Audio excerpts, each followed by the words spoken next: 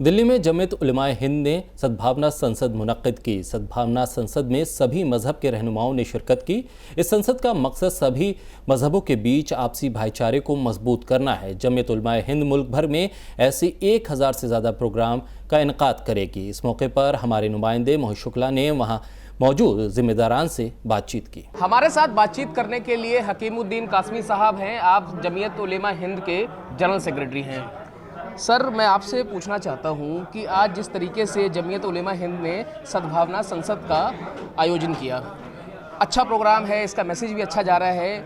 आप हमारे दर्शकों को ये बताइए कि इस तरह के प्रोग्राम की ज़रूरत क्यों पड़ी और इस तरीके के प्रोग्राम करने का आखिर मकसद क्या है? देखिए, हम सब इस मुल्क के शहरी हैं।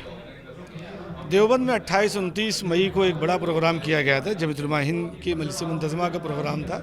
उसमें यह तय हुआ कि पूरे मुल्क में 1000 सद्भावना संसद का प्रोग्राम किया जाए और हर जगह उसकी कमेटियां बनाई जाएं। 12-12 आदमियों की कमेटी बनाई जा रही है।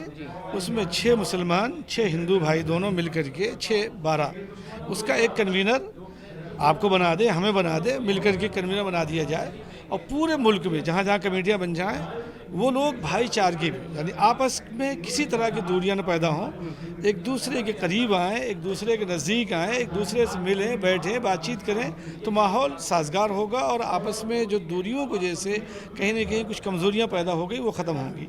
तो देवबंद में फैसला किया गया था, उसी की एक कड़ी थी। पिछले महीने के 28 गुज़िश्ता महीने के 28 तारीख को, जुलाई में, अगस्त में, और अभी हम सितंबर में हैं।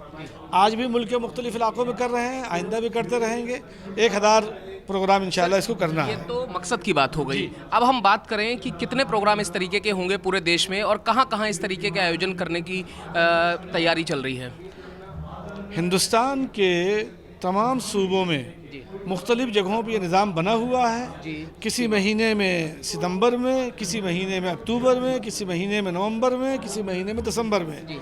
एक साल के अंदर अंदर हमें 1000 पूरा करना है और वो चल रहा है। सर, एक चीज़ मैं आपसे और पूछना चाहता हूँ, जैसा कि नाम से ही काफ़ी कुछ साफ हो गया, सद्भावना मतलब दोनों मज़हब या जितने भी मज़हब हैं सब में आपसी भाईचारा प्रेम बढ़ता रहे। आपने भी सुना होगा कुछ टाइम पहले उत्तराखंड में धर्म संसद की शुरुआत की गई। मैं आपसे ये जानना चाहता हूँ कि सद्भावना संसद धर्म संसद से कितनी अलग है? देखिए, मैं जिस प्रोग्राम में बैठा हुआ हूँ और आप शामिल हैं, इसकी नौइयत बिल्कुल बदली हुई है। इसकी नौइयत ये है कि हम लोग मिल कर के एक दूसरे के साथ गम में, खुशी में, परेशानी में, किसी तरह के हालात हो खड़े हों और एक दूसरे के साथ मिलजुल कर के काम करें और आपस में मोहब्बत को आम करें। आपस में जो गलतफहमियाँ पैदा हो रही हैं उन गलतफहमियों को ख़त्म किया जाए। यहाँ किसी को चैलेंज नहीं किया जा रहा है। इस तरह के प्रोग्राम इसके उल्टा जो कहीं भी हों उनमें कहीं न कहीं लोगों को चैलेंज किया गया है। लड़ाने की बात की गई, हेड स्पीच की बात हुई, जो भी रहा है वो चैलेंज की शक्ल इख्तियार की गई थी। यहाँ चैलेंज नहीं है बल्कि मोहब्बत का पैगाम है जिसको हमें आम करना और लेके जाना है उसे। सर, एक बहुत अच्छा प्लेटफॉर्म है, एक बड़ा प्लेटफॉर्म है जो आज जमीयत ने दिया, लेकिन कहते हैं कि बिना मदनी साहब के वो चीज़ पूरी नहीं होती। आज मदनी साहब यहाँ पर नहीं है, उनके ना होने की क्या वजह है? नहीं, जमीयत उलमा 125 जगह प्रोग्राम हो गए, मदनी साहब कहाँ रहेंगे जी?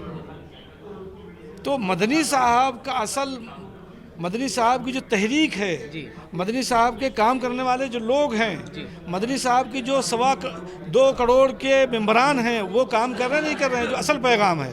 तो मदनी साहब हर जगह मौजूद कैसे हो सकते हैं? तो मदनी साहब का जो पैगाम है उसको सब लोग मिलजुल के काम करें, हो सकता है कहीं वो भी शरीक हो। आखिरी सवाल मैं आपसे लूँगा। आपने बड़ी ही साफगोई से, हर तरीके से देखा जाए बड़ी ही साफगोई से, मैं सीधा बोलता हूँ कि आपने अपनी बात रखी। आखिरी सवाल मैं आपसे लेता हूँ, उत्तर प्रदेश के अंदर वक्फ बोर्ड की संपत्तियों की जांच की जा रही है। कहा जा रहा है कि ये संपत्तियां डबल हो गई। साथ ही मदरसों की जांच की जा रही है। दारुल उलूम देवबंद ने इसका समर्थन कर दिया है। मैं आपसे जानना चाहता हूं कि जमीयत किस तरीके से इस पूरे घटनाक्रम को देखती है, आपका स्टैंड क्या है? 6 सितंबर को जहां आप बैठे हैं, यहाँ एक बड़ा प्रोग्राम हुआ था।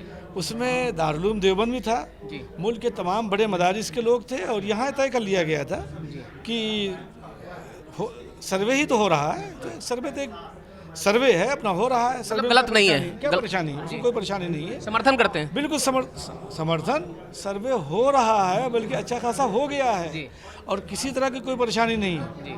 लोग अपने अपने एतबार से मदरसों के दरवाजे खोले हुए बैठे हैं, आप आइए, आपका भी इस्तकबाल है। तो हमें किसी तरह कोई उलझन नहीं, हम भी इस मुल्क के शहरी और जो हुकूमतें यहाँ, जो लोग यहाँ हुकूमत कर रहे हैं वो भी इस मुल्क के शहरी, तो उन्हें भी ये इख्तियार है, हमें भी इख्तियार है। चलिए, बहुत बहुत शुक्रिया हमारे से बातचीत करने के लिए। तो साफ तौर पर मदरसों का सर्वे भी जायज़ है, वक्फ बोर्ड की संपत्तियों का सर्वे भी जायज़ है, और ये कहना है जनरल सेक्रेटरी हकीमुद्दीन कासमी साहब का। कैमरा पर्सन रेहान के साथ मोहित शुक्ला, तहजीब टीवी, दिल्ली।